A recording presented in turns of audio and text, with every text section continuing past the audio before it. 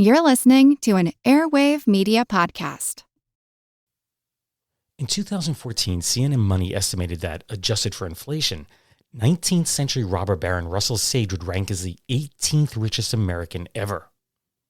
This is a man who was not only ruthless in business, but he also had the reputation of being among the stingiest of all men. He supposedly did not believe in helping the poor, he had no use for higher education, and he refused to support women's causes. That included women's suffrage and their right to an education. And when it came to women, it is said that he had nothing but disdain for his second wife, Olivia. The two simply couldn't stand the sight of one another.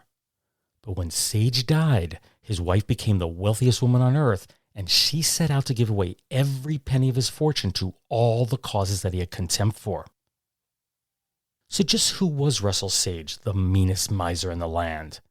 Well, joining me today to tell the story of Russell Sage is Kathy Sheehan of the Hart-Cluett Historical Museum in Troy, New York. Kathy currently serves as both the historian for the city of Troy and as the Rensselaer County historian, and we have a fantastic story to share with you today. I am Steve Silverman, and this is the Useless Information Podcast. Useless information. So Kathy, welcome to the show. Thanks very much, Steve. I'm really pleased to be here. Yeah, we've been talking on and off for probably about 3-4 years now about you coming on onto the podcast. And originally I was going to do a story on Uncle Sam because he's, Sam Wilson is buried in Troy. And then I got into the discussion with you probably back in November about talking about Russell Sage. So here you are. Here we are, yes. We're here to do some myth busting. Yeah. Now, I should mention you're not the more famous of the two Kathy Sheehans in this area, right? I mean, there's the mayor of Albany, who you are not. Correct. I am the Rensselaer County and Troy City historian and educator at the Hart-Cluett Museum of Historic Rensselaer County. So we're going to talk about Russell Sage, and I thought we'd divide this into 3 parts. The first is we'll talk about who Russell Sage was. Mm-hmm. Then we'll talk about this crazy story that I heard a few years ago, and I've actually heard it twice, not once, and that's why I asked you about it. And then after that, we'll discuss what's true and what isn't, okay? Sounds great. Okay, so what I did is I went through and I tried to consolidate a little bit about his life. So I'll read through those facts very quickly, and you can add any comments that you want, whether they're, whether what I'm saying is right or wrong, or if you have something to add to it, okay? Okay, sounds good. I should mention you're a Troy native, right? I am.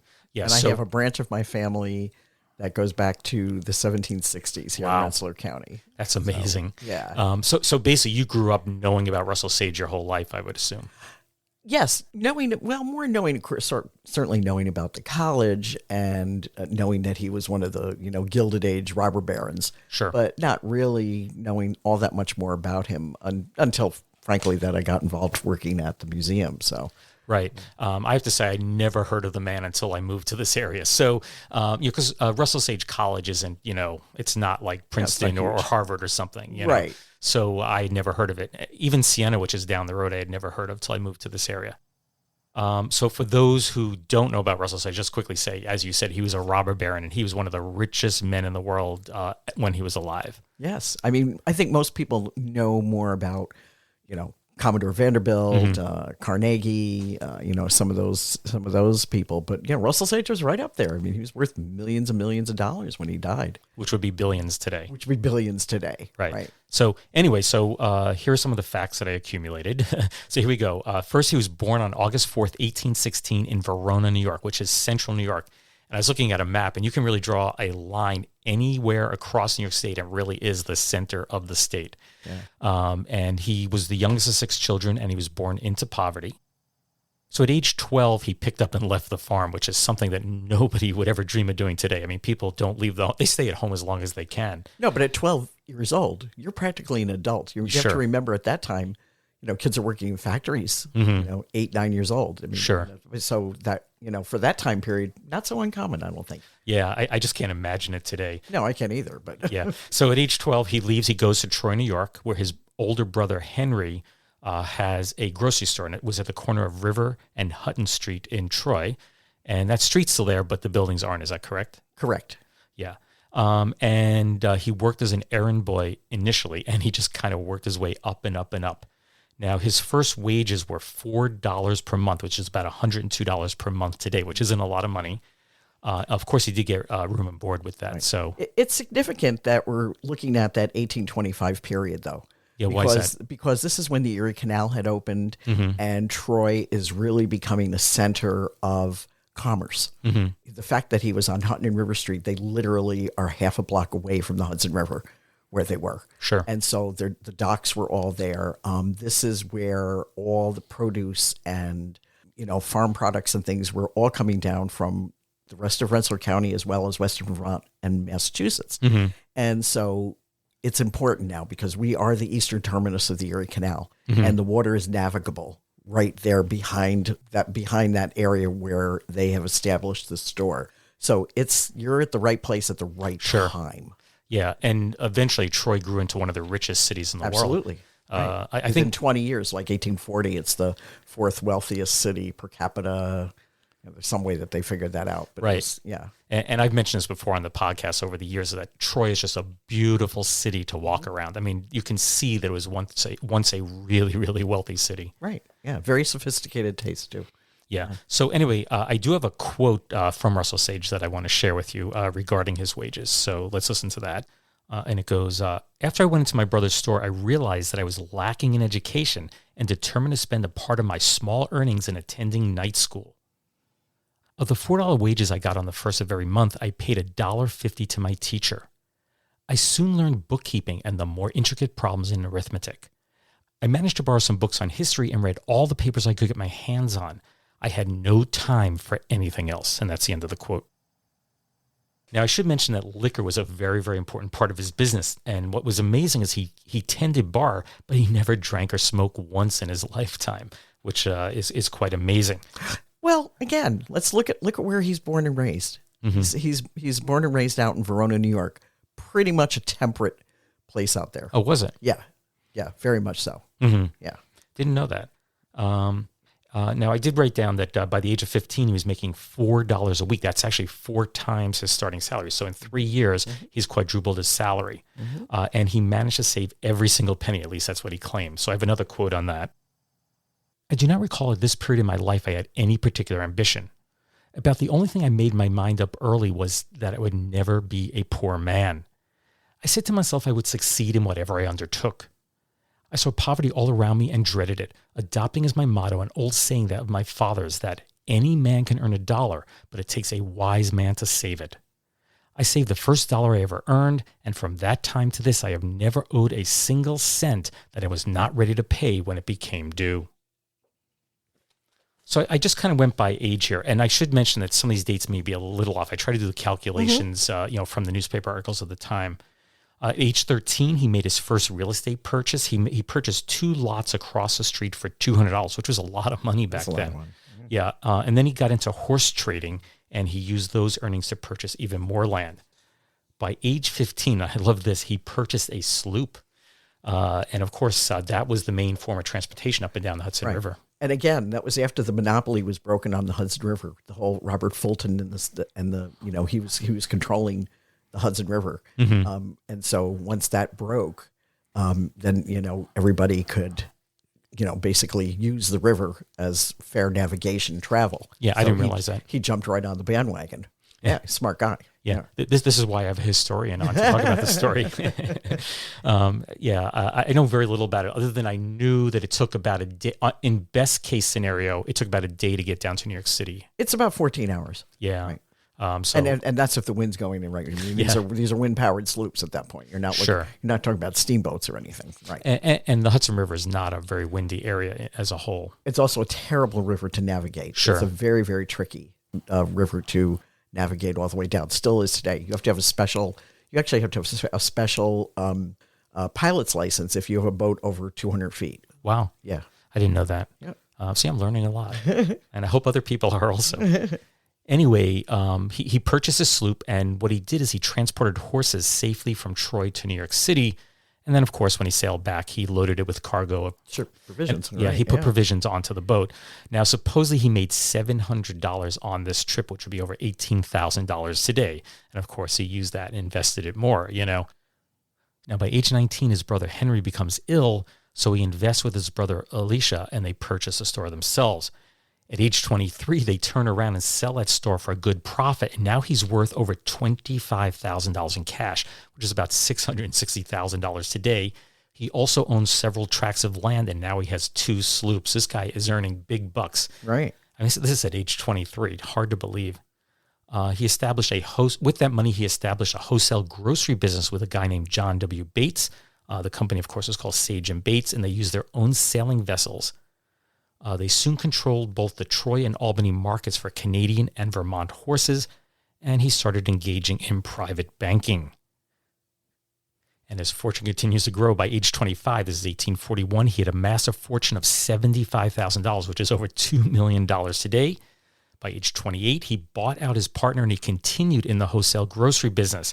He had extensive operations in beef, pork, flour, and grain at the time, and I assume still horses. Probably. Yeah. Yeah. By age 29, he was a pretty well-known businessman in Troy, and he became an alderman. Now, is that an elected position? Yes. Yes. And they usually were 1 or 2 year appointments. Mm-hmm. I mean, an alderman. And for whatever district, usually whatever the district they lived in, which was at this point was down in Washington Park. Yeah, and then he became the Rensselaer County treasurer. Now, was he alderman and treasurer at the same time, or they one then the other? Do you know? I don't know if aldermen and treasurers if it was a concurrent position or not. Usually the treasurer was a better position. So he probably got rid of the alderman and then became treasurer. Yeah, from what I gather, this is the total time of 7 years. So now at age 36, this is in 1852, he made his first railway deal. And this is where he starts to really accumulate money. The first deal was for the Troy and Schenectady Railroad, which at the time was owned by the city of Troy, but they were losing money the entire time. And apparently Sage created a deal with other businessmen, and they bought out the railroad, but it made him really wealthy in the process. Then he turned around and, of course, sold the stock and made a big fortune on that. This was one of the critical things that happened for Troy that also continued to bring money in, because the Troy and Schenectady Railroad, what it did was run across what is the Green Island Bridge today. And so that bridge that was put in was one of the first railroad bridges to cross the Hudson. We beat out Albany for that. So this was huge. And the fact that he is, bailing the city out at that point, when it's, starting to have other issues, because now you have other railroad bridges by the 1850s. Sure. The one that was put in originally was like 1836. And these are wooden covered bridges. Sure. Basically, it's on the same footprint as the current Green Island bridges today. Yeah, and of course, people don't live around Troy. I have no idea what we're talking about. But it's one of the main bridges into Troy. You're also what it is connecting now to connecting this Troy and Schenectady Railroad is you're opening up the West. So again, we have the Erie Canal that opens up the West, and now you have the railroad that is opening up basically all the New England states, and things coming back in through Troy, going over this Green Island Bridge, this Troy and Schenectady Railroad, heading out west. Yeah, and we should mention this is huge. We should mention that Troy is on the east side of the Hudson River. On the east side of the Hudson River, correct. And basically that connects you to the Atlantic Ocean, right? So anything east of Troy goes to the Atlantic, and then of course somehow you have to get the stuff across the Hudson River, which runs from New York City straight north. Right. And I guess by car today, what is about a 3-hour drive from Troy to New York City, something like that. So this allow people to basically open up the whole western part of the United States. Exactly, and we're the conduit for that. Wow, yeah, amazing. Now, also in that same year, when he's age 36, he's elected to the House of Representatives. He served 2 terms from 1852 through 1856. Now, supposedly in the second term, he won by 7,000 votes, which was the largest known to that point in the district. Now, I don't know if that's a bit of an exaggeration. I don't know what the population would have been like in Troy at the time. Or how many people even voted, But he did win by 7,000 votes. Now, in 1854, he's 38 years old at this point. His father dies, and he had amassed more than $1 million, which would be over $31 million today. So he's on his way to becoming that billionaire. Absolutely. Yeah, or what we call today a billionaire. At age 40 in 1856, he leaves elected office, and he decides to focus solely on the railroads. He realized that's where the money is. And do you know what happened to his businesses, like his grocery business at the time? Do you have any clue? I don't know if they were, then he sold them out to other people, or what happened. I mean, certainly going through city directories, you'd probably be able to figure that out. Sure. But, there were so many people who were coming at that point. I mean, Troy is now just ballooned out. Really Sure. has grown. I'd imagine he sold it. I don't imagine him just losing money on anything. Yeah, no. I should mention, I mean, he was considered ruthless in business. And I think that's pretty much still accepted today. He was a wheeler and a dealer and Sure. Did whatever he could to win, know. Now, in 1857, he's 41. The Panic of 1857 occurs. This is the first worldwide financial panic. And from what I've read, and I'm not a historian, but what I read is that basically because of the telegraph, all of a sudden now financial panics aren't localized. Now it just spreads, worldwide. So this is the first worldwide financial panic. And he had invested heavily in the La Crosse Railroad. And in doing so, the railroad, ran into financial problems, and he had to put more money into it. And through legal proceedings, he actually gained control of the railroad, which eventually became the Chicago, Milwaukee, and St. Paul system. And he was both the director and vice president of the company. And I did notice as I was reading through this, he became the president, vice president of a lot of railroads. Yeah. He was definitely in the right place at the right time. Sure. Certainly today, if you invested in railroads, you probably wouldn't have the same luck. No, definitely not. Then at age 47, this is 1863, he moves permanently to New York City, and he becomes close friends with Jay Gould, who's another robber baron. And as we said, they're both ruthless in their dealings. This is the Gilded Age, of course. And he basically made his fortune at the expense of others. Whenever he saw an opportunity, he would take advantage of it. Well, and again, remember, 1863, we're in the middle of the Civil War. Sure. Everybody was making money then. That's true. If you're supplying, they're doing railroads. I mean, you've got your troops, your supplies, all those auxiliary things that need to keep a war functioning going. You're making money off it. Yeah. I mean, Troy also made almost all the horseshoes, right? Absolutely. For the Civil War, for the North. For the Union Army, right? Yeah. In Henry Burden, in the Burden Iron Works. Right? Yeah, which there's not much left of today. I mean, this is the one big building down there, the headquarters, I guess. Yep. Which is an interesting little museum to go through. Yeah. I should mention Jay Gould. These two guys were really close friends, and they were... Except they would have been rivals as well. I think that's interesting. Maybe they were friends, but they were this, Yeah, it's hard. No one knows. Yeah, no one knows. Right? Especially because Russell Sage was a very private man, It's hard to piece his life together. He wasn't one of these people that needed to let the world know what he was up to, Right, right. So now at age 58 in 1874, he purchased a seat on the New York Stock Exchange. You and I have both done that, right? Of course. Of course, yes. I've had my seat for years. Yeah. Yes, sure. He originated the system of privileges, and some of these terms are still used today: puts, calls, spreads, and straddles. And unlike other people who did really risky investments and try to get big chunks of money at one time, he preferred a rapid succession of moderate risks and quick returns. So he wasn't doing super risky stuff, but he was still cranking in the money. And eventually he became the largest individual lender of money in New York State, and some people say in the entire country. That's amazing. Yeah. I mean, supposedly he had more cash on hand than anyone else except the country itself. So they say. Yeah, so they say. Who knows? Now, I did find that he did have one big loss, the only one reported in his entire life, and that was in 1884. He was 68 years old, and a company named Grant and Ward basically went under and really was a catastrophe for a lot of people. Now, my understanding was a bit of a pyramid scheme, and Ulysses S. Grant, our former president, his son was somehow involved, and even Ulysses S. Grant lost money in this. Wow. And it's reported that Russell Sage lost between $4 and $8 million, which doesn't sound like a lot until you adjust it for inflation. He lost somewhere between $125 and $250 million by today's standards. Yeah, I'd be bankrupt. But he still recovered and moved on and got richer from there. Mm-hmm. Now, of course, he went on to get richer and richer throughout his life, and that would continue until the day he died. But he was notoriously frugal. He lived very simply, and he kept very strict control of his money.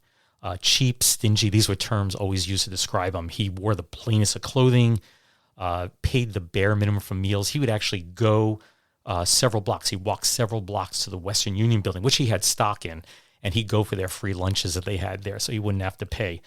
Supposedly he, used public transportation when he could, anything to save $1. And it's reported that also that, all the furnishings he had in his offices and at home, they were low end. Nothing, there was nothing that he invested in. And most importantly to this story is that he steered away from any behavior that you would consider to be philanthropic. He just did not believe in giving to charity. He just kept accumulating money. So now I want to move on to his personal life. And this actually relates more to the crazy story that I'm going to tell. And that's the part that you really hear about, okay? Okay, sounds good. So in 1840, he married Marie Henri Winnie. She was a Troy native, and they were married in the First Presbyterian Church, which oddly is on what campus today? On the Russell Sage College campus. Yeah, Yes. so it wasn't then. It was a church. It was actually relatively new at that point. I think it was built in 1836. Boy, Right. Architect James Dakin. Yeah, tell you're a historian. I was gonna say mid 1830s. I think it was built. So their home was at the corner of Washington and 2nd Street. That's Washington Park, which is a beautiful part of Troy. And why don't you just quickly mention about the park itself? So Washington Park, like Gramercy Park in New York City, is one of only 2 privately owned parks in New York State. And to what we know of today is only one of 3 in the country. The other one is this little tiny strip of park at the north end of the Boston Common. But the way Washington Park and like Gramercy did in New York, and they're both, Gramercy I think is like 1835, and our Washington Park in Troy is about 1840. And you all the property owners, paid a certain amount of money into this park. It was a passive park. Everyone that lived on the park got a key, so it was always locked. And even to this day, which it still exists as a private park, which is quite wonderful. And you still, there's no playground equipment and things like that. It is a completely passive green space. His house was right on the corner of 2nd and Washington Street. Very wonderful home, apparently built by his father-in-law in a Gothic revival style. It is now an apartment building. But this is a major home. It's very high style. So I think it's kind of interesting how a lot of language always talks about the plain, because this is not a plain home at all. No, but I should say compared to the other houses around Washington Park, it's a little bit simpler. It's a little simpler, smaller. Again, 1840, the Gothic revival style was a very popular style. I think one of the interesting things I think we'll find as we go through this conversation this morning is the fact that, yes, we think of Russell Sage as this Gilded Age robber baron, but he is from old money. And so I'm certainly going to throw the comparison out to this new series that's been out that HBO is doing called The Gilded Age, which was filmed around Washington Park. And it's some way where you're looking at the way people treated old money. And it was not to be ostentatious, not to always just have the things that were the showiest, but they were always good quality furnishings, good quality, well-built homes that are classic, but not over the top. He would fall into that category. We talk about the 2 families they talk about in the show, the Van Rhijns, who were early Dutch families. Well, Russell Sage is early, right, what we say, we're in early 19th century. So he fits into that category. So even though he amasses this incredible fortune even before what is termed the Gilded Age, after the Civil War, really, is that he still has this kind of older ethic. Okay. And so you're not automatically just going to change it just because you have all this money. Sure. And I think a lot of people are like that. I mean, not that my wife and I are wealthy, but if I ever became wealthy, I can't imagine changing my life. Right. We're simple people. We just like living that way. We're not into showing off what we have. Right. And so that's the way he was. And certainly his first wife, Marie Henri Winnie, her family's an old Troy family. Actually, they go back, I think they're Connecticut originally. So they're one of those families that came in after the American Revolution, settled in Troy, excuse me. And so they too are old money. And that Washington Park area, that's the first suburbs of Troy coming down from the business district, which was all of about 4 blocks away from where the main hub of things. So people worked and lived very close. People didn't live far away from where they're working. So, they walked. They had no choice. I mean, there were no cars, No, but there were a lot of horse trolleys and things like that. So, they couldn't, and that's not to say they didn't have, summer homes outside the city, or, in other places and things like that. And they even at that point, they were going to Saratoga for the summer. You're going even to Newport, before the Gilded Age mansions were there. But, predominantly when you're around, people are close to living and working nearby that was the norm. Sure. So, now, Russell Sage was married twice, and unfortunately, his first wife, she died at 56 years of age in 1867 from stomach cancer. I found that in a number of different articles. But what I really think is most important to that portion of his life is that she was a graduate of the Troy Female Seminary, which today is known as Emma Willard School, which is right down the road from here. correct. At that time, was it downtown Troy? Or Yes, it was. It was actually the Troy Female Seminary. Is now the site of Russell Sage College. So once the college moved in late 1890s, they moved out to the east side, closer here to your house. They had an empty campus, and of course that's going to be part of our story later about, about Russell Sage College. But yes, it was Detroit was right in the heart of downtown, right on 2nd Street and Congress, which is Ferry. Right down the street from your office. Exactly, half a block away. Yeah.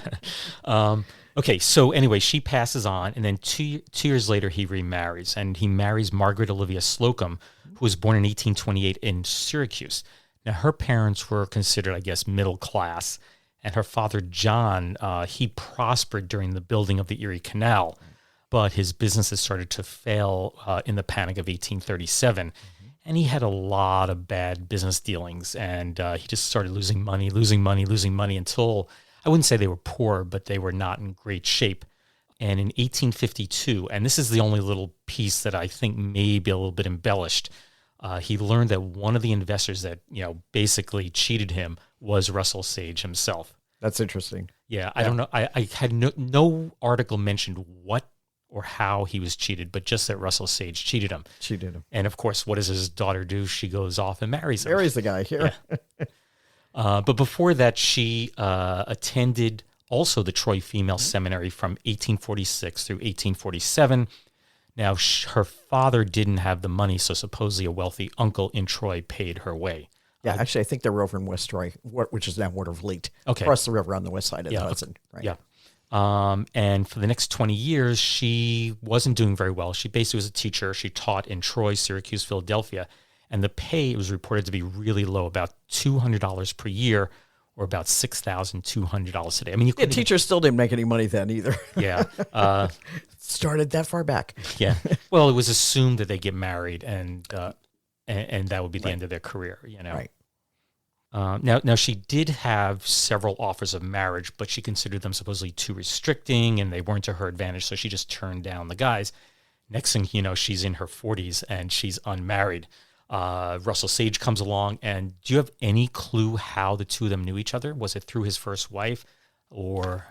I don't know if because they would not have been in school at the same time, her and Marie, but I don't know where they would have met, where their paths would have crossed. To be honest with you, I read several different things, and they don't agree. One is that they did know each other from the school.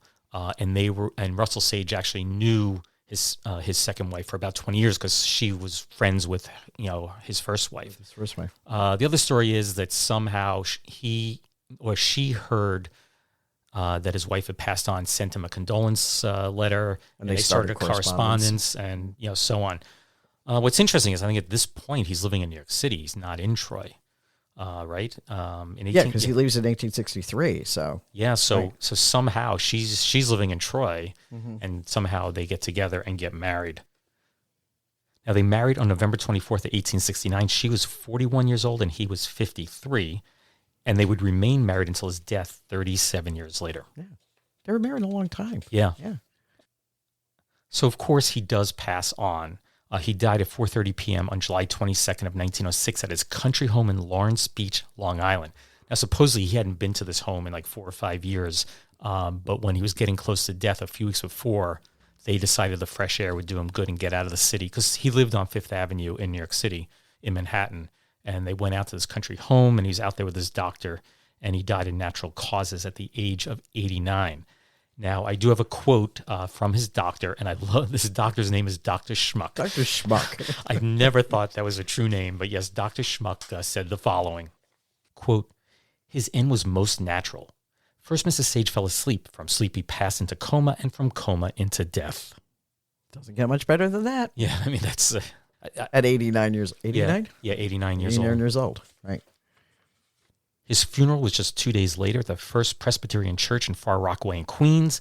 From there, his body was taken to his home on Fifth Avenue, where it stayed overnight.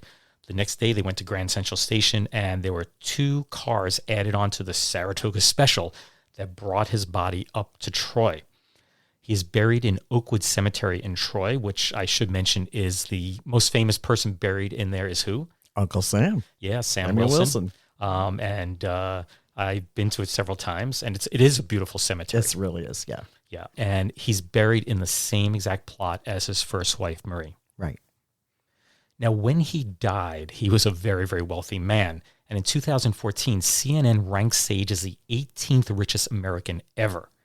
Now, you can figure out wealth. You can adjust for inflation in a lot of different ways. And you can just do a linear adjustment, and he'd probably worth about $2-3 billion, which compared to today's billionaires doesn't sound like nothing. A lot. Right. But you have to compare it with the whole U.S. economy. You have to compare it with what the stock market was worth and so on. And there is a calculator that does that. And according to the calculator that was used for this article, he'd be worth $53.6 billion in 2014. Now, I went to that same calculator, and of course, we're a few years later, about 8 years later, he'd be worth $58.7 billion. That puts him in, the Mark Zuckerberg realm. Right. So he was a very, very wealthy man when he died. Yeah. Yeah.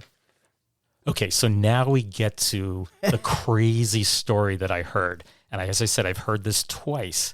And that's when I came up to you to ask you about it. And you're going to bite your lip through some of these. Now, some of this is true and some of it's not. So we're not going to try and tip our hands here. Okay. Okay. So here we go. The first thing is it was well known that he was mean and unliked by people. So probably the best example of that occurred on December 4th of 1891 when a guy named Henry Norcross walked into Sage's Manhattan office, which was located at 71 Broadway, Manhattan, and demanded $1.2 million in cash, which is over $37 million. Who would have that much cash on hand? Yeah. Even give me your $1.2 million. Yeah. Right. Just kind of crazy. Of course, Sage refused, and he did everything he could to stall. And as a result, Norcross just blew himself up. He took, they say, 10 pounds of dynamite, and it said either he somehow detonated or he dropped it to the floor. Different reports at the time described differently. But anyway, Norcross, of course, was killed, but they didn't know his identity initially. And the way they identified, this is kind of interesting. One of the buttons that was left behind on his body, they had a little bit of his clothing. They were able to trace it back to a Brooks Brothers store in Boston, and they were able to figure out who he was. Now, what's interesting is this is the first suicide bombing ever in the United States. Did you know that? I did not know that. Yeah, I read that in several different places. Now, also his secretary, that's Sage's secretary, B.F. Norton, was killed because when the dynamite went off, there was a hole in the ceiling, the floor was blown to smithereens, and Norton just went flying through the plate glass window to the street below. Supposedly a typewriter came down on him and, crushed him. Wow. Yeah. Now, Sage and 8 other people were injured, and Sage supposedly used one of the guys, that's William Laidlaw, as a human shield. So supposedly Sage grabbed him and pulled him in front of him, and that protected Sage from getting killed.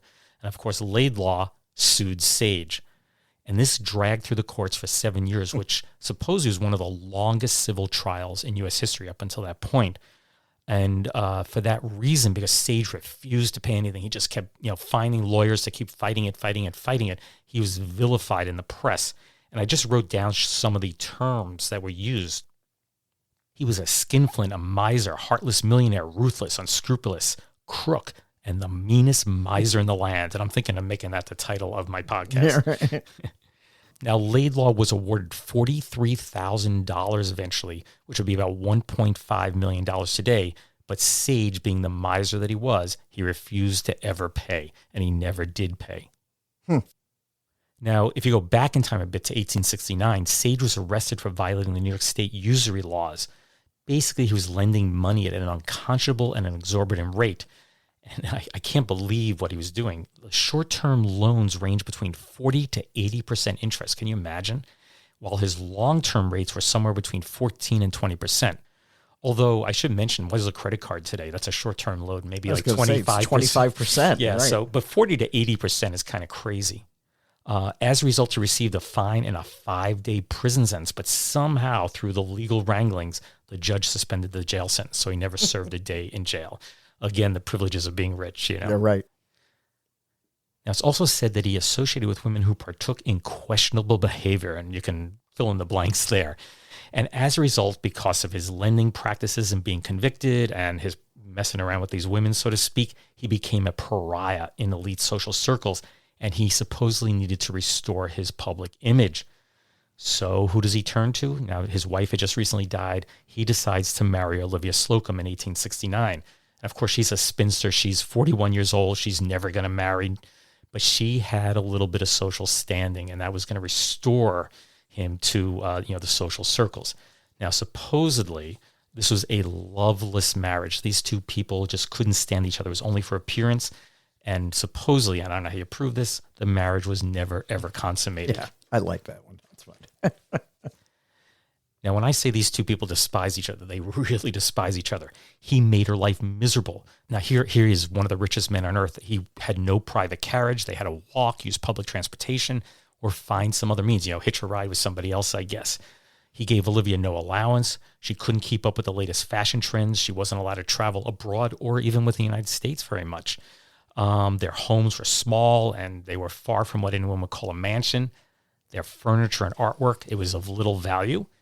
Now, this is my favorite one. Supposedly, he hated dogs and she hated cats. So one by one, he would buy a cat to annoy her. She would buy a dog to annoy him. And they just keep doing that and keep getting more dogs and more cats.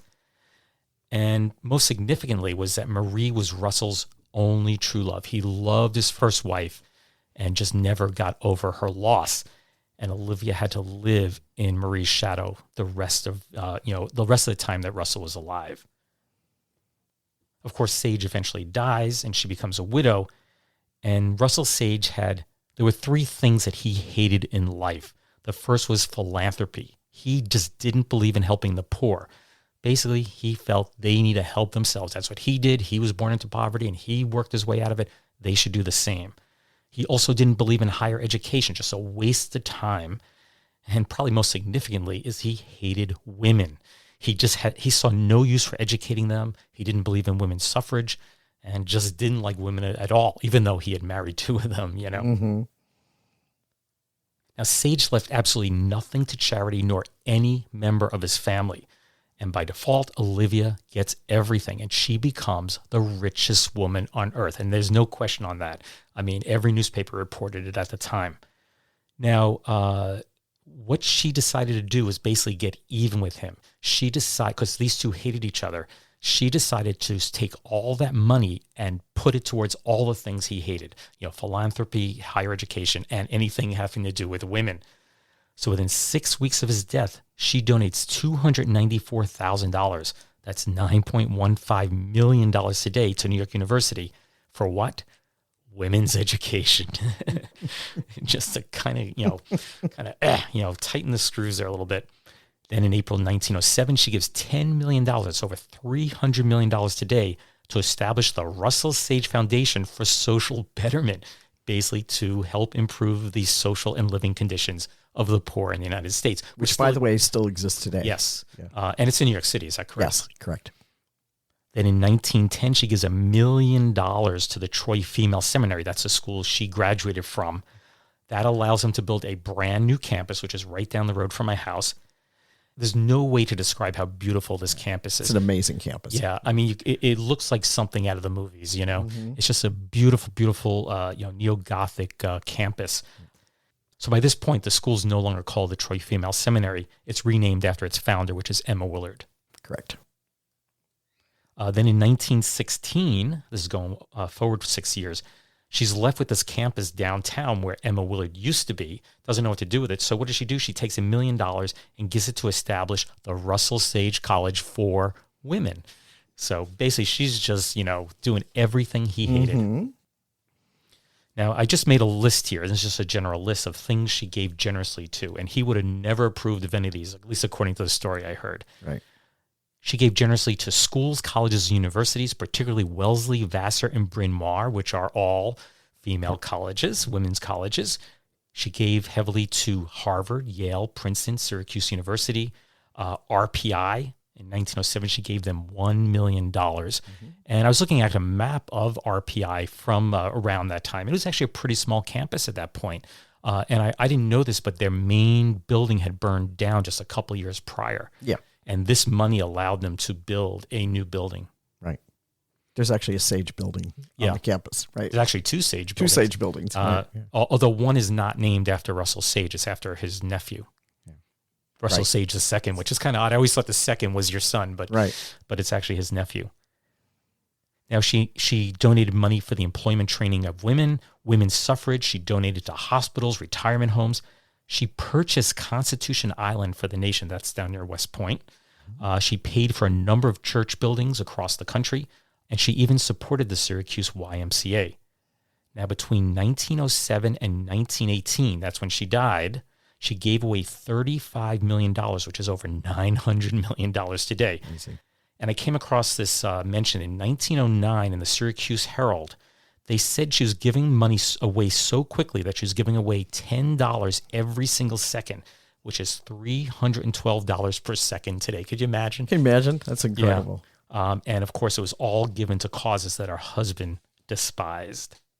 Theoretically, yeah. So we're going to talk about that in a bit. Now, I do want to throw in one other thing here, and that is his mausoleum. And that is up, as we said, in the Oakwood Cemetery. And that's basically northern Troy, right? Yes. And the mausoleum is very unusual. It's a beautiful mausoleum, kind of guess Greek Revival. Greek Revival. Yeah. And there's no name on it. It's unmarked. And it's said that it's unmarked because she did not want to give him any recognition. She didn't want anyone to adore this despised man, this man that she despised. But what's interesting is if you walk behind it, now remember, she lived in his first wife's shadow the whole rest of Russell Sage's life. And the mausoleum blocks the first wife's, obelisk. It's basically a very tall obelisk, which is her grave marker. And you can look from any direction at this mausoleum and you cannot see it because it's that close. It really just blocks the whole thing out. And probably most significantly, and this is the last thing I'll mention before we get into what's true and what isn't, she refused to be buried with him. She just would not be buried there. And she is buried in Oakwood Cemetery, but not that Oakwood. She's buried in Oakwood out in Syracuse. Right. So, Kathy, this is the point where I went to you, and I was actually doing a tour about the Gilded Age. Right. You were doing that. And at the end of it, I said to you, I learned all this about Russell Sage's crazy, crazy story about him, about how stingy he was and how his wife just did everything to spite him when he died. But then I came across an article just a short time before I saw you, and it didn't jive. It didn't match up with what I had heard about him, and that's what I went to you, and we started talking, and that's why you're here today. So we're going to try and clear that up. And what I did was I kind of broke it down into sections, and we'll just kind of go through that kind of stuff, okay? Okay, and, sounds good. And we'll clear up what was true. Now, I should mention to the people who are listening that the first part of it, basically his life, how he earned his money and stuff, that's pretty factual. Yeah. Right. But the whole part about, him not supporting women's causes stuff, we're going to talk about that. Right. Some of that is fictitious, exactly. is more legend than truth. Right. Makes for a good story, so to speak. Right. Makes for a good story. Don't let the truth get in the way of a good story, right? Right. Yeah. Exactly. So here we go. So the first thing I have on my list is that, and this is just a brief little thing I came across, is that he was forced to leave Troy because he was so unpopular there in 1863, and that's why he went to New York City. Now, what do you think? I don't believe that at all. I think it was the nature for him to move on. He needed to be able to be in New York City. It was the evolution of his businesses.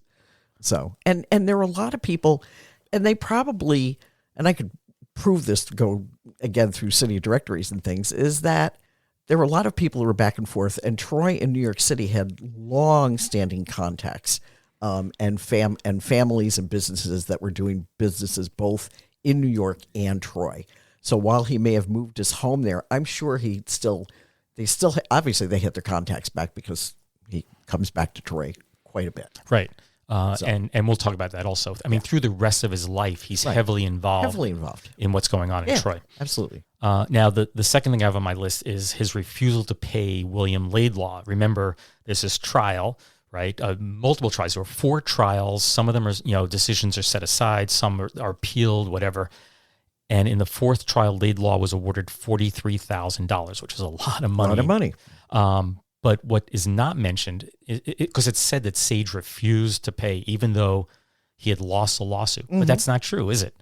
No, I don't think so. Right? Yeah. Basically, in 1899, the Court of Appeals overturned that decision because they felt there wasn't enough evidence to show that Sage had used Laidlaw as a human shield. Right. He wasn't responsible for his injuries. So they ordered a 5th trial, but it just never occurred. I mean, you've gone through all this for all these years, and you're not getting anywhere. I guess the lawyers at some point said, that's it. That's it. And then, of course, when Sage died, that was the end of it. Right. Yeah. Right. So that myth is destroyed. So, and I'm sure, with all the money that he had, he was fighting tooth and nail all along, but he never was required to pay that money. Mm-hmm. And it's an interesting time with just all these other kind of Gilded Age robber barons, that these people that came in with bombs and, tried to extort people for money, extort these disgustingly rich people for money, happened to a lot of them. Sage wasn't the only one. That, of course, what happened with Laidlaw that was unfortunate for sure. Right. But yeah, you don't know whether, did he really shield him or you just grabbed him? Right. It's kind of, there's an instinct, right? Yeah. I mean, we weren't there. You could just grab him and try and push him aside. Yeah, exactly. But, of course, Sage had the money. So you always, you're always going to take the other guy. Right. Now, the next thing out on my list is that he married Olivia simply to restore his public image, and that the marriage was never consummated. Now, of course, we'll never know about the consummated part. That's just people. That's clearly something that people want to believe. I mean, they would never talk about that in the newspapers or anywhere. Yeah. And what I learned doing my research is these two were very private people. They did not live for front page news. Right. No, they just kind of went about, as we said before, this kind of old money and just more quiet ways, was not to be ostentatious. Right. That is just not, and that they weren't the only ones who were like that. It was just, that's kind of, it's such a later thing to throw your wealth around, right, so to speak. And I should mention that I did find a couple of mentions that he was rumored to have had affairs. He was accused at one point of having a child out of wedlock with a chambermaid, and he was sued at the age of 88 for sexual wrongdoing, but the judge threw that case out. Although Sage never denied it, the case did get thrown out. Yeah. He's 88 years old. He's 88 years old. He died 1 year later. So, so we'll put that in the, my guess is he did not marry her to restore his public image. No. But we really don't know much. He may have had affairs and may not. Who knows? Yeah. And I'm sure there were many others who did also. Who did also, right? That was a very, mistresses for a lot of these was very common occurrence. So. Right. Now we get into the main part, and that is that he hated philanthropy, he hated upper education, and he hated supporting women's causes. And basically this guy was a tight-fisted person who he wouldn't part with a penny for anything. And I learned basically from the reading is that Sage encouraged this image. And my thinking is, when people think that way, they're not going to come to you and keep bugging you all the time for money. You're better off thinking someone's not as rich as they are. So I don't know if that's really true, but he had very strict rules for giving, and I did come across a quote from Sage on that. So let me read that. Now, this quote is from September of 1904. So this is actually, he was still alive. So this is not, quoted after he passed on. And he says, charity should be wise as well as kind. It should look far into the future. Charity should never be hysterical. A man should know the institution he is helping. He should favor all well-managed charities for women.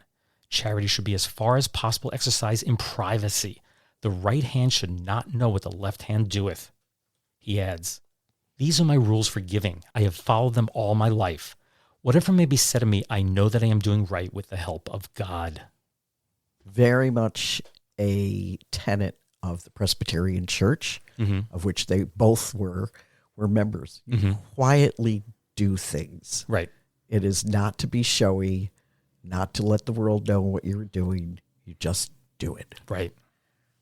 Another thing I'll add is that I noticed that he was a trustee at RPI, Rensselaer Polytechnic Institute, for probably the last 10 years of his life. So a guy who hated upper education, why would he be a trustee of an engineering college, you know? Exactly. And he also is a trustee of the Troy Female Seminary. Sure. And we're going to get, and that's actually the next thing I have on my list is that in 1895, now he's very well alive at this point. Mm-hmm. In 1895, he donated the Russell Sage Hall to the Troy Female Seminary, which we said is now Emma Willard School.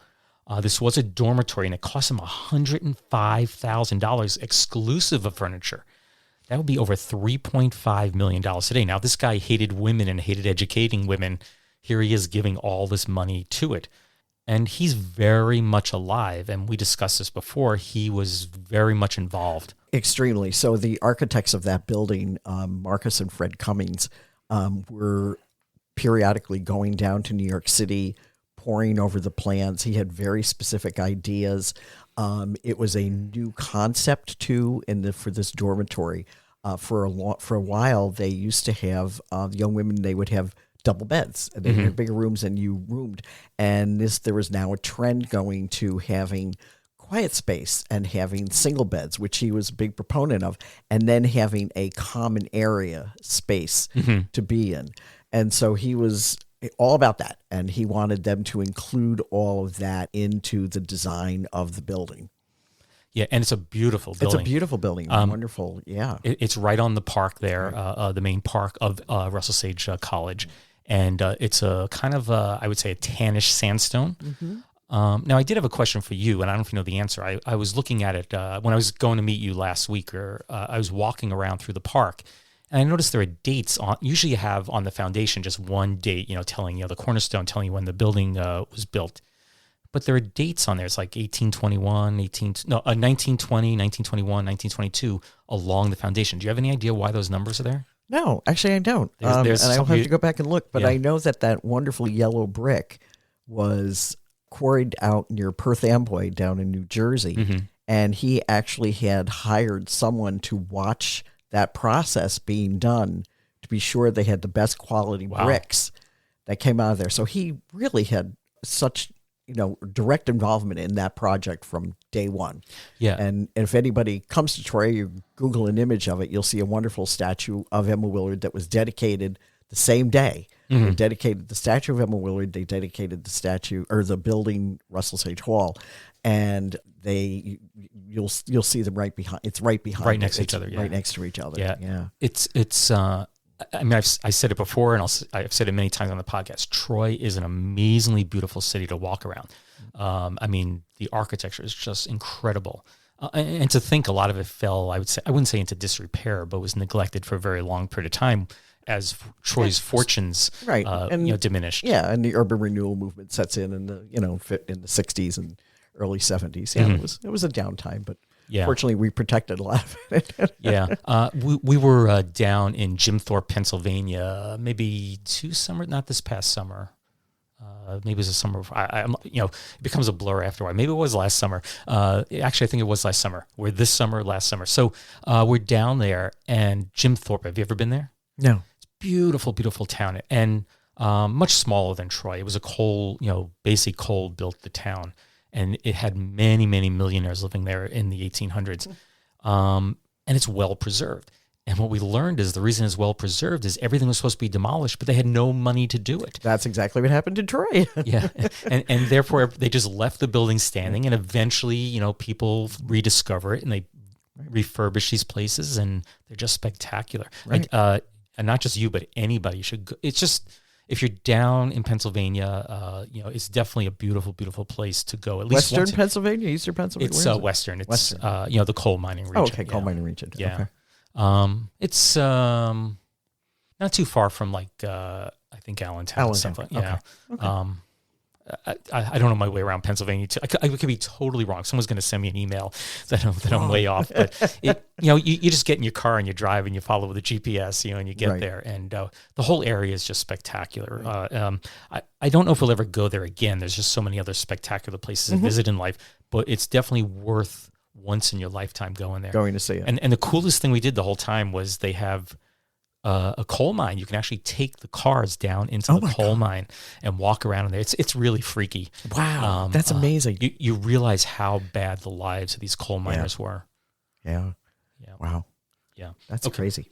So I do have a couple of quotes I want to read. One is of the bronze tablet that hangs in Russell Sage Hall, and another one is from Russell Sage. So let me read those. So now this bronze tablet is supposedly above the fireplace in the hall. I don't know if it's still there or not because I believe the building's locked. You can't go in. But it says Russell Sage Hall, 1894. Erected by Russell Sage to perpetuate the name and fame of Mrs. Emma Willard, the pioneer in higher education for women and founder of Troy Female Seminary, 1821. And it's a grateful testimony to the citizens of Troy for their lifelong friendship and goodwill. Yes, for somebody that hates higher education and hates women. Let's go give a bundle of money and fix this building and, dedicate to his women and be intimately involved in it. And here's where the second one ties into what you just said. And this is from 1904, so he's still alive. The happiest day of my life was when the building I gave to the Emma Willard Seminary was dedicated. This building cost $150,000 and is named after the donor, the Russell Sage Hall. He continues, years and years ago, as alderman of Troy and trustee of your seminary, then in its early youth, I had helped it as I could because it appealed to me as the right kind of thing. So here's a guy who supposedly hates upper education, hates women, and he's been supporting the school all along. Yep. Right. From the very beginning. Now, he didn't just give to that. He gave to other causes during his life, and I have another quote there. This is by Henry Cluse, who's a banker who was well familiar with Sage, and he says, Mr. Sage had contributed much money to charity during his lifetime, although the public had only learned of his gift of an endowment fund of $100,000 for Sage Hall in the Willard School for Girls at Troy, the school of which Mrs. Sage is an alumnus. He continues, Mr. Sage had contributed a large sum to Booker T. Washington's Tuskegee Institute. So clearly, he was very quiet in what he did. I mean, he didn't, go out of his way to make it known that he had given the money. Right. Now, I did find in that same article when he was still alive that he would every year transport 2,000 poor children from Poughkeepsie each summer up to Upton Lake, which is, I believe, in Dutchess County. Mm-hmm. And he had now, of course, he owned the railroad that took him there. Sure. And the railroad built the park. It was an amusement park. And of course, the kids could use the playgrounds, the swings, and merry-go-rounds. And he gave them free refreshments and whatever. Mm-hmm. So it's generous, but at the same time, what is it really costing him? But I'm sure he had some sort of write-off. I don't know. Right. But now, as much as he hated women, you have to really question that because both his wives were graduates of the Troy Female Seminary, Exactly. I mean, why would a guy who hated women marry two intelligent, independent, and confident women? And one of the interesting stories that always went around for years was, he loved his young wife that she died. She wasn't that young when she died. Really, she, they had a decent length of marriage together, and it wasn't uncommon that women died or even men died, and you had multiple marriages. Sure. So, we kind of keep putting later ideas about how things should be and trying to, place them into the 19th century. And, you have to be careful of doing that. Sure. Yeah. He definitely had, he knew what he was getting into with both women. Absolutely. He wasn't looking for some timid woman who would do whatever he said. These were strong, educated women. Right. So few, not even just women, but so few people were educated back then. And these two women both were. And he knew that his second wife was a suffragist, Right. So that whole idea that he hated women and didn't believe in their education, I think that's all. Checks in his name to the suffrage movement down in New York City, supporting rallies and things like that. Mm-hmm. His hand, not Right. hers. His. Yeah. So, which I didn't come across in anything. So that's kind of interesting. Yeah. Yeah. Now, I do have a quote about him being a mean man. Mean Mr. Russell Sage here. Mr. Russell Sage. And this quote is from Dr. Schmuck. Mm-hmm. It has often been alleged that Mr. Sage was a mean man. After many years of close association with him, I can say this is not true. If he was careful of every expenditure, it was because he was a man who realized the value of detail. He understood that every dollar has its value and was consequently careful of how he spent even trifling sums. So I think what he's saying is basically may have been considered a little bit ruthless in business, but he was a generous person among the people who knew him. Who knew him, right. And things that he cared about, right. So the next little section I put together is that he left nothing to charity or to his family in his will. Basically, everything went to his wife by default. Now, I did find out his will was drawn up in 1901, and when he died, he was worth about $80 million, but due to financial, basically the economy goes up and down, when they finally settled the estate, it was worth $64,153,800.91. Got to get that. Got to get that 91 cents. Yeah, and Mrs. Sage's share was $63,788,900.91. What's interesting is everyone thought he didn't give anything to his family. He left $650,000 to his nieces, nephews, grandnieces, and one great-grandnephew. Mm-hmm. Now, these numbers don't add up because if you do the math, it doesn't add up to $650,000. Mm-hmm. And that's because in the New York Times, they just listed person by person. And I think they didn't know some of the names. Yeah. But to 24 nieces and nephews, they each got $25,000 each, which doesn't sound like a lot until you translate into today's dollars. That would be $750,000 each. Yeah, you're not doing too bad when you got that $25,000. Right. And considering these are nieces and nephews, they probably hardly knew the guy. Yeah, right. And to 4 others, he left $6,250, which is $195,000 today. They also mentioned that his sister, Fanny Chapin, she got $10,000 or about $312,000 today. Mm-hmm. So to say he left nothing to his family, that's totally untrue. Yeah. And it's also the fact that, let's go back. It's important to look at the fact that he drew this will up. This is his own free will and of sound, as they always say, of sound mind and body. Right. 1901. He doesn't die till 04, right? 06. 06. Yeah. Yeah. So 5 full years before he died, and he's still living. The bulk of his money is going to this alleged woman who he couldn't stand. Come on. Right. The guy's he's smarter than that. Now the will, the contents of the will were revealed just a few days after he passed. Right. But even before that, I came across articles that said it was understood that Mrs. Sage was going to give it all away, which is exactly what she did. So he knew, and everybody knew that that's what he was going to do with the money. Now, I do have another quote on this, and this is one of his friends, so let me read that. Quote, "The will is a credit to the old man. He was not interested in charities. His wife is and is qualified to do the right thing at the right time, and Mr. Sage did well to leave to her the fortune and the credit of distributing it. The will is not miserly. It merely shows that Mr. Sage wasn't bidding for post-mortem eulogies." So clearly he was generous in his will. And yeah, he liked accumulating money, and he was frugal, and he may have been, in business a little bit of a mean, not mean, but an aggressive businessman. An aggressive businessman. But he knew perfectly well where his money was going when he passed on. Absolutely did. Yeah. And so the next section I have here is that they lived like paupers, and they hated each other. Now, first of all, they lived in a mansion on 5th Avenue in Manhattan.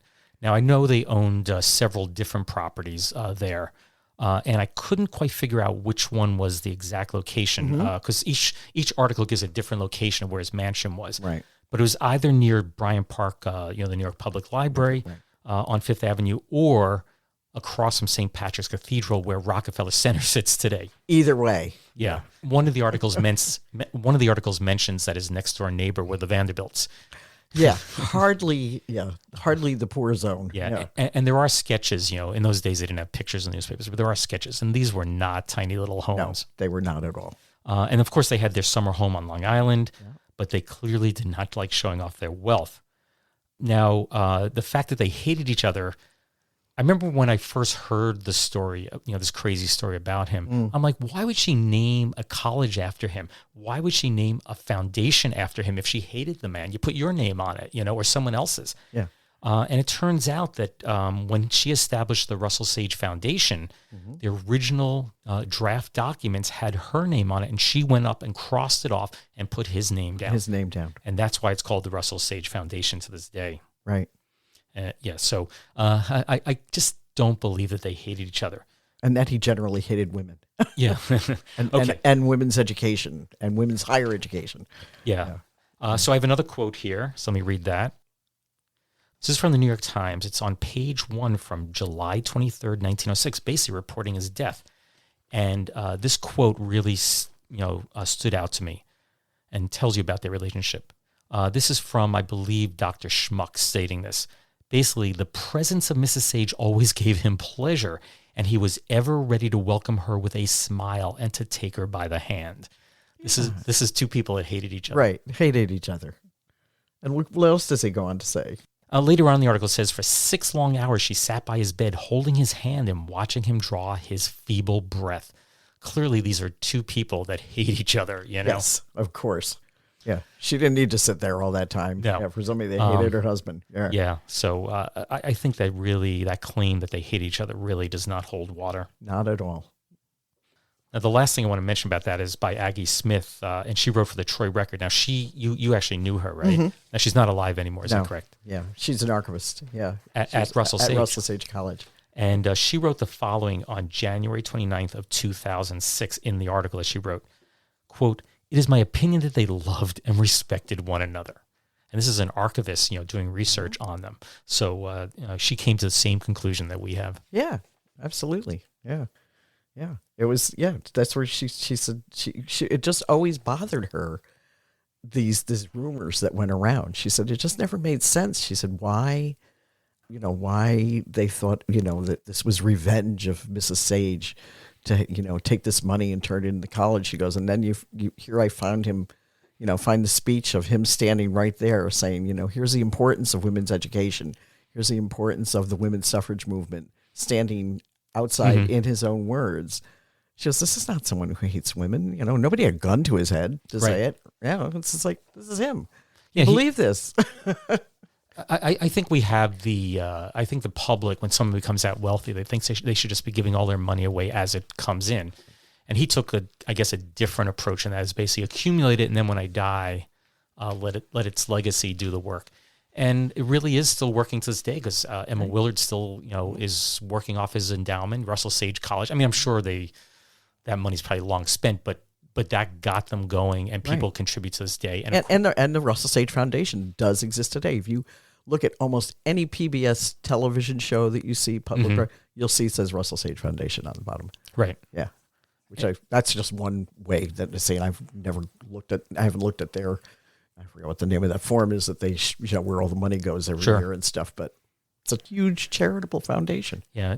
I think everybody dreams that more than 100 years later, your money would still be doing something. That would to me, he would probably be thrilled that he somehow made his money and it's still performing, right? Yeah. Yeah. Now I have to throw this in, and this was part of what I was told originally, that he hated dogs and she hated cats. And, it again is part of this myth. And I found no evidence of that. In fact, I did find an article from the New York Times, and basically in 1905, August 31st of 1905, his 12-year-old cat Malta was reported missing. And there was this big story, and he offered a $10 reward, or $312 today, for someone to return his cat. And it mentions both him and her, that they loved this cat and how wonderful the cat was, and it wandered off. And everyone just started bringing their cats by trying to get this reward money, but they never did find the cat, unfortunately. Right. From what I can tell, they both loved animals. They owned 6 dogs and 7 cats at the end of his life. And after his death, this is a woman who supposedly, didn't like, dogs, didn't like cats, I should say. She donated a huge chunk of money to humane societies and for the protection of birds. See? Yeah. Another thing. Thing. Okay. Right. So now we get to my favorite part, and that's the mausoleum. Ah. Yes. And of course, we talked about how it was purposely built to block his first wife's grave, and there's no name on it, so she wouldn't give him any recognition. And oddly, it had been designed 3 years before his death. And I found an article where Olivia, his second wife, is talking about this. She had come to Troy and she's reminded of the fact that they needed to work on the mausoleum. So I'm going to read that now. Okay, this is from 1903, June 17th of 1903. This is from the Syracuse Evening Herald on page 5. And it starts, Mrs. Russell Sage has arranged for a mausoleum of granite in Oakwood Cemetery at Troy in the form of a Greek temple to cost about $30,000. Amazing. Now, I did a quick calculation. That's about $935,000. This is a mausoleum that cost close to $1 million. Later on in the article, it says, work will shortly be begun. The temple will occupy the center of the Sage lot, the granite shaft which marks the burial place of Mr. Sage's first wife to remain undisturbed. Now, Mrs. Sage says the following, quote, the idea of the mausoleum is no new one. It has been in our minds for 3 years. The accident of my being in the city brought it to a head, that's all. Mr. Sage agreed with me that now is a good time as any to have it attended to. So clearly he knew this mausoleum was being built and that to be no name on it. Right. Later on, she states, Oakwood has always appealed to me as one of the most beautiful spots I have ever seen, and it will satisfy me to know the mausoleum is there. So this is all planned. The fact that it's blocking is just not true. I mean, right. It's just they didn't want to disturb his first wife. Right. Right. And I know this mausoleum is fairly large. It is big. And therefore, there wasn't probably much land to build on, and that's why it's so close to it's her. also sloped. It's on a hill. And yeah. It's actually in a beautiful spot. It's a gorgeous spot. A bunch of little roads come together in one spot there. Yep. Yeah. No, it was in a spot that was a spot where a lot of now the kind of old money was being buried through there. New money's on the other side of the pond. Now, I should mention, I did a mausoleum tour. They actually open them up for charity, and you can go inside, and a lot of them are ransacked. And it's kind of sad to see. And, we had this discussion last week, and that basically there were rumors that people were buried with their jewels, and therefore, they'd want Well, that was the fear. And that was why a lot of times they did not label the mausoleums for fear that there would be grave robbers. Right. Right. Although if you're building this giant mausoleum, that's kind of a hint that you had some money. Had some money. Right. Right. I'm going to show you a photo. Okay. And I want you to look at this. This is Jay Gould's mausoleum compared with Russell Sage's. So let me pull that up. Okay, now I know people listening can't see this, but would you agree they look very similar? Very similar design. Jay Gould's is even slightly more ostentatious. It's like Corinthian capitals on the top, and I think that Russell Sage's are the Doric ones. I'm trying to remember my three architectural designs, but yeah, basically it's a very, very similar in design for sure. And I wonder if Jay Gould's has the very sophisticated locking system that Russell Sage's has. Yeah, we'll talk about that in a second. Yeah. But I just want to point a couple of things. First of all, his is larger, but his wife Jay Gould's wife had passed on earlier. And so it's not just Jay Gould in that mausoleum. It's his wife and a number of their children. Where Russell Sage, I believe it's just him. Right. So therefore, he didn't need as large of a mausoleum. Right. But it's still a fairly large building. Oh, it absolutely is. But they do look very similar. But the most noticeable thing to me is what's missing on both of them, and that's what? Their names. There's no name on either one. Right. And there's a reason for this. And we kind of just hinted at that, and that's to do with robberies. Right. And I came across that basically there was a millionaire known as A.T. Stewart. Do you know anything about him? He was big, huge department stores and things like that in New York City. Right. So he didn't make his money on the stock market. He actually did it through retail and so on. But anyway, when he was buried in 1876, his grave was robbed.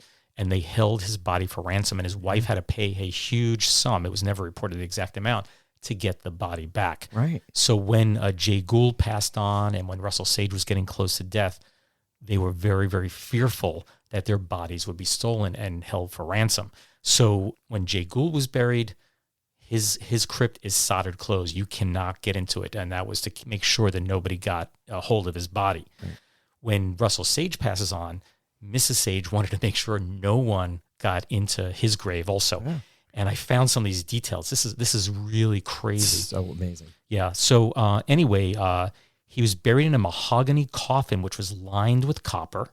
and then there were fancy trimmings all around. The coffin alone back then cost $1,000, which is $31,000 today. Wow. Then that coffin was then placed in a burglar-proof steel case. It had an unpickable lock, and when you closed it, it clamped closed in 20 different locations and could only be opened from the inside. One of the articles I said, it said that 2 locksmiths would need an entire day to get into it. The cost of that burglar-proof steel case was $22,000 or $686,000 today. Now, I don't have this written down, but I did read somewhere that there was some sort of lock release inside of the coffin, and I guess that was so if he rose up from the dead, he could get out.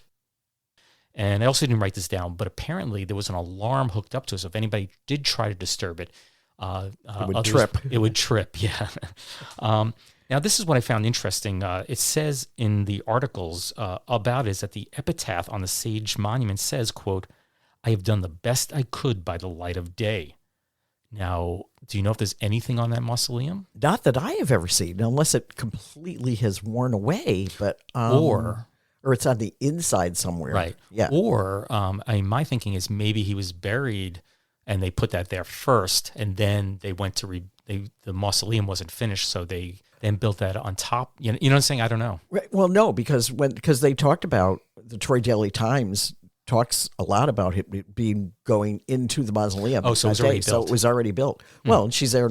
When was she there? She's there in 1903. Right. 03. So, 3 years before he died, they started working on it. So it was completely done. Okay. Yeah. Yeah. I wasn't sure from the articles I read. It made it sound like it wasn't done. So anyway, that's not one of the mausoleums I have open when they do the mausoleum tour. Nope, it'd be interesting for someone to actually get in there and see. Because they can't. I mean, again, according to the Troy Daily Times, when that outer door closed, locking in from the inside, you can't go in there. Well, I thought that was the case around the coffin, not the mausoleum itself. I thought it was the mausoleum itself. I have to go back and look at the... Yeah, that would be interesting. To check out the Troy, because they were very specific about all that right. Information. So, yeah. I think it was the door closed and it's sealed. They had, some great flowery statement about, sealing his fate forever or something like that. It'd be pretty funny if none of that really was true. They just said it's to keep people from going in. Going in there. It's like, oh, look at this. You just push it and it opens. Yeah, right. Now, I did want to add one last thing to this, and it was the most expensive burial of any private citizen in the U.S. up until that point. Oh, that's interesting. Yeah. I'm sure since that time there have been some that have exceeded that, but I'll bet. Yeah, kind of crazy, huh? So clearly she, basically she didn't want people to know who was in there. Right. To protect him, really. Mm-hmm. Yeah. And again, the whole thing, she's buried out in Oakwood Cemetery in Syracuse. Again, not uncommon as a second marriage. Several people, it's like they're still going to be buried with their first husbands, even though they were, remarried and things like that, Yeah, and she's buried with her family. And she's buried with her family. Yeah. That's all it boils down to. Right. So I have 2 more little facts, and this didn't really fit into this little summary I did about him. And one is that he was key in preserving Mount Vernon as a national treasure. He was actually the one who went before Congress and requested that they purchase it. And of course, I have a lot of listeners not in the United States. Mount Vernon is the home of George Washington, our first president. Yeah, and I've been there many times. It's a beautiful place, and it was Russell Sage, the stingy person who was so mean. When he was an elected representative, he requested, and of course, the United States and who bought it. does the restoration? The Mount Vernon Ladies Association. Wow, I didn't know that. Yeah, so he's he supported that effort all that time. It's interesting. It's like one of the first major, our national historic sites is Mount Vernon. And it is done by this Mount Vernon Ladies Association that he supports in his money. Again, the man who allegedly can't stand women and can't stand, and there he is supporting that. I should also mention that Russell Sage vehemently opposed slavery. He gave a speech before Congress. And some people say that may have been part of why we got into the Civil War, although that's kind of far-fetched, I think. But he really was against slavery. And I should also mention that when his wife, when Mrs. Sage finally died, the second wife did die, all the rest of the money went to charity. Again, millions and millions and millions of dollars to all these institutions. Yeah. Now, you wanted to add something. I do, because, again, they were members of the First Presbyterian Church. And that was a noted abolitionist church. Reverend Nathan Beeman, who he would have known, was this very fiery abolitionist minister. The First Presbyterian Church brings in Reverend Henry Highland Garnett, who becomes the black pastor of the Liberty Street Presbyterian Church for Colored People. That was the actual name of the church. They gave them the session house for the Presbyterian Church to start their first church. And when they built that beautiful Greek revival structure. So again, every time you see some of these quotes, I go, oh, that's again part of his tenet of being a member of the Presbyterian Church. Sure. And they were always noted, they were noted abolitionists. Wow. None of that comes out when you read articles about him. Now, you were going to add one other thing about how, his reputation came about. Yeah. So, after the money was, Mrs. Sage gives the money to start the Russell Sage College, which is now, so now it opens in 1916. They had moved the campus. They had opened up the new school on the east side for Emma Willard School. And now you've got this empty campus sitting downtown. And Eliza Kellis, who is now the new headmistress of the Emma Willard School, is having these conversations with Mrs. Sage. What are we going to do? And so she gives the money to start the college. And I think it was, a good sum. I think it's around $4 million. Certainly plenty enough. But Eliza Kellis somehow obviously knew how much money she had to play with. Sure. And I think was upset in this correspondence that Aggie found, that she was a little upset that there wasn't going to be more money given to that. And she said, oh my God, what is it? Is it Russell Sage? Did he hate women so much? And Aggie said, I really think that somewhere that whole Troy connection starts all the way back there to this early correspondence about starting the college. Yeah. Just incredible.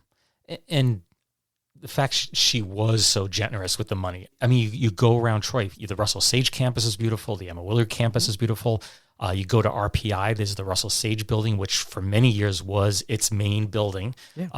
And then a few years later, she gives even more money for the second Russell Sage building, which is named after his nephew. I think it was a dining hall, maybe. I think so. Yeah. Yes, Sage Dining Hall. Yes, right. It is. Actually, it is. You're right. So, so this is a woman just giving money. In fact, she had to have a staff because she got so many letters every day requesting money to sort through this and to figure out who to give the money to, Yeah. Yeah. It's just, again, it's always, the tea table gossip kind of thing, where, all this information just keeps going round and round a circle. And then the myths don't die and it just keeps hanging on there. And, oh my gosh, and many times as I tried to dispel the myths, Russell Sage. Okay, here we go again. Well, maybe this will help in just a small way. Hopefully this will help in a small way. So I guess we can say the whole Russell Sage myth is busted. Well, Kathy, I just want to thank you for actually driving out to my house and sitting down with me to talk about Russell Sage. I've wanted to do this story for years, and I'm glad you're able to help me set the record straight as to what really is the truth. Now, I want you to tell a little bit about the museum itself that you work at. Okay, so right up the street from Russell Sage College, we have the Harklute Museum of Historic Rensselaer County, which was formerly the Rensselaer County Historical Society, and we have 3 buildings on our campus. We have an 1827 wonderful federal style townhouse that is open for tours and things, and then we have our car building, which is where we have our changing exhibition galleries, and we cover all the history of Rensselaer County, not just in Troy, and which is about 460 square miles. And we also have a large research library. So that is where a lot of all this wonderful information, letters, correspondence, business records, that covers, the gamut from basically around 1791 when Rensselaer County is formed to the present. We had a director that said, history is what we had for breakfast. So we collect right up to, and we really try to recognize every face and every story. So we're always looking at all the different groups that came into this area, the different ethnic groups, the whole changes in the history of the county. And so that is what we cover there. Yeah, it is a really spectacular, it's a great endeavor. And I can't even imagine how much in the way of documents, because Troy was once such a wealthy city and had numerous newspapers, and just to be able to catalog all that stuff, I'm sure there's a lot of people working on that. A lot of people, a lot of volunteers, and we've been around as an organization since 1927, so we're coming up on our 100th anniversary pretty soon, so which is exciting.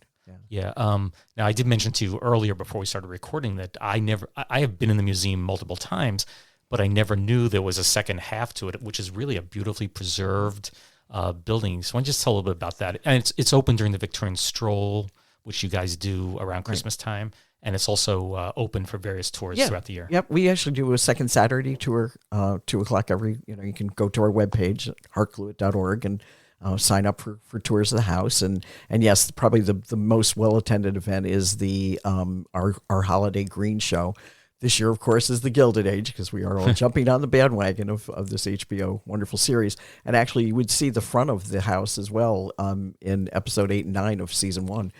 Where they show a young lady going up the steps of our place. But it's a great house. It was really designed by Martin Euclid Thompson, and he was a New York City architect. But instead of thinking that Troy followed New York City, he really came to Troy and created this as a prototype house, and then went back to New York City and in Manhattan, and they were built all over the place.